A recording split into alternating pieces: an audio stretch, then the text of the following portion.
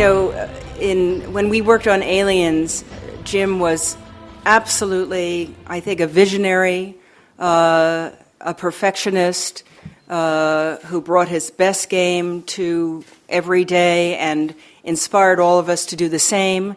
The bar was very high. And he actually had a crew at the time who was still going, oh, we love Ridley Scott. Who's this Jim Cameron person? And every time he tried to show Terminator, they wouldn't show up. So he actually had an uphill battle, and I thought he handled it with a great deal of patience.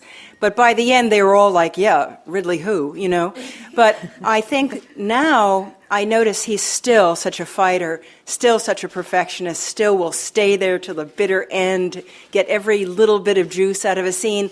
But the difference, I think, is that he has such a good time, and especially in the case of Avatar, he visualized this world, created the creatures, created the species, created the language, the costumes, the flora and the fauna. So, gosh, it was just like, I think he was having such a wonderful time in every scene. At the same time, I have to say, because he touched on this earlier, he made you feel that even though we're in the biggest production ever, the only important thing was what was happening between me and all of us together, that there was no film, no story without what was really happening. So he took extra time. He'd ask us, what do we want to try? Do we want to try something else? We really got to explore, and we never felt that ticking clock, even though I'm sure John did, I'm sure Jim did on some level, but he never wanted that to interfere with us. So.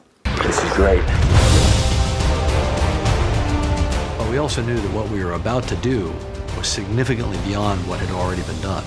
Because not only did we want absolute reality in terms of human performance as it was created by our actors, but we had to do it for a large number of characters.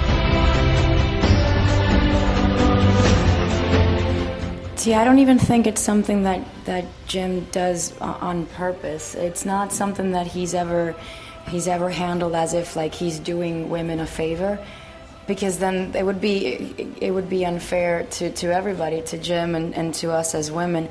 I just think that Jim has been very fortunate to be a very present observer of strong women around him in his life, starting from his mother, his wife, even his daughters or friends or anything, and he allows himself to see. And I think that in order for a man to really do that, a man needs to be really in tune with his feminine side. And just as much as women have a masculinity to us, that we also need to tap into that in order for us to better understand how men operate.